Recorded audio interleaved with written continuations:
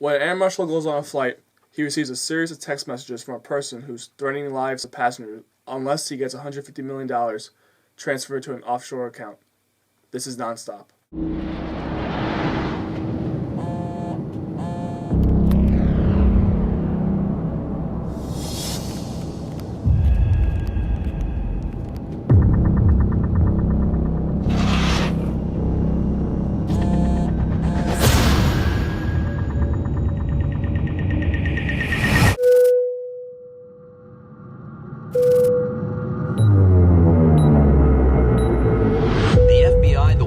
And Interpol are confirming reports that an international flight has been hijacked by an air marshal.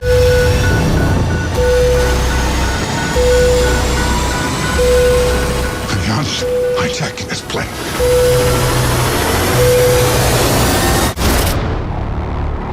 Hi, welcome to the Budget Review. As always, I'm your host Kenny, and I'm joined by Steve. Today we went to see the new Liam Neeson action thriller, Nonstop.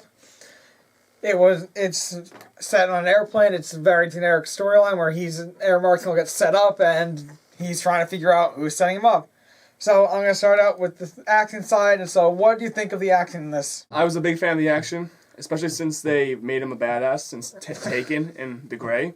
He's always fun to watch on screen, and he always steals the show. Well, since you mentioned Taken, I think that a problem people always have, which has kind of pulled this movie's score down a little bit, is that people tend to compare every action movie Liam Neeson is in, to Taken. And Taken is such a cult classic movie that do you think that might be a reason why people drag this movie down? That may be a reason, but I personally don't think it's fair. I think you should judge every movie just by itself. I don't think you should start comparing to others. Just take it one movie at a time. Yeah, I agree. I think that people are, because Liam Neeson wasn't really an action star until Taken, people make the mistake of going, well, if this isn't as good as Taken, so it must not be that good. Yeah, I don't think That's so. not really fair to say to someone, because you can say that about a lot of actors in a lot of movies.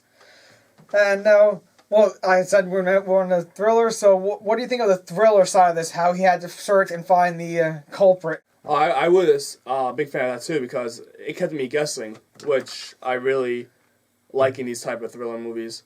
It keeps the suspense up, it makes you wonder who it could be, then it pulls some twists and turns, and you realize you're wrong, or you're right, and it's just a hell of a ride. We also enjoyed another thriller that it reminded me of a little bit, Prisoners. How did this compare to that in the terms of the thriller? A lot of suspects, a lot of ways it could have went, a lot of options they had, and there was a lot of mystery behind it.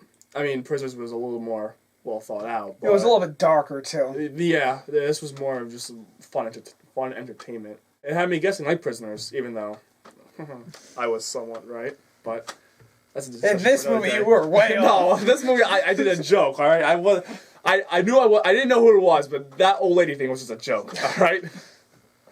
Yeah, I have to agree. This was definitely... Prisoners, I think, was a little bit more thought out and more darker and more in the thriller, while this kind of weighed more on action. And that really worked for it. Because I think that if you had just trying to squeeze all that thrill into an airplane, it wouldn't really work. Yeah, it didn't take itself too seriously, which was good. There were some comedic parts that you can enjoy. Yeah.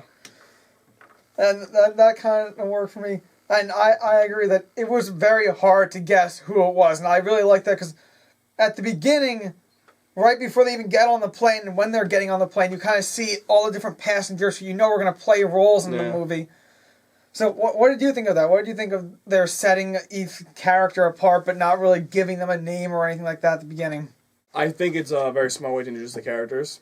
You have to try to already unravel the mystery and maybe try to figure out who's who and what they do and what side can they play on and who's trustworthy or not. And I always enjoy that because it keeps me entertained throughout the movie and just keep on guessing. Yeah, I really like that from the very beginning because you get to see the characters in their natural habitat, who they are as people without knowing. Because Liam Neeson's character doesn't know any of the other characters besides one stewardess and the flight crew. So he kind of has to meet these people, interact with them for a few seconds. You get a feeling of who they are, but you don't really know them yet. So that it really helps you guess at who is going to be the villain. And now we'll move on and we'll discuss the acting. I think the two major actors in this are Liam Neeson and Julianne Moore. They're the two biggest names. Well, now Lupita Nyong'o, who won an Academy Award, is probably big, but when they made this, she was no name. She played a very small secondary character role. So what do you think of Liam Neeson and Julianne Moore? I really enjoyed their chemistry I thought it worked really well. I like how they had some scenes where they had a little banter and little smirky lines. It was pretty funny and created a couple of comedic moments.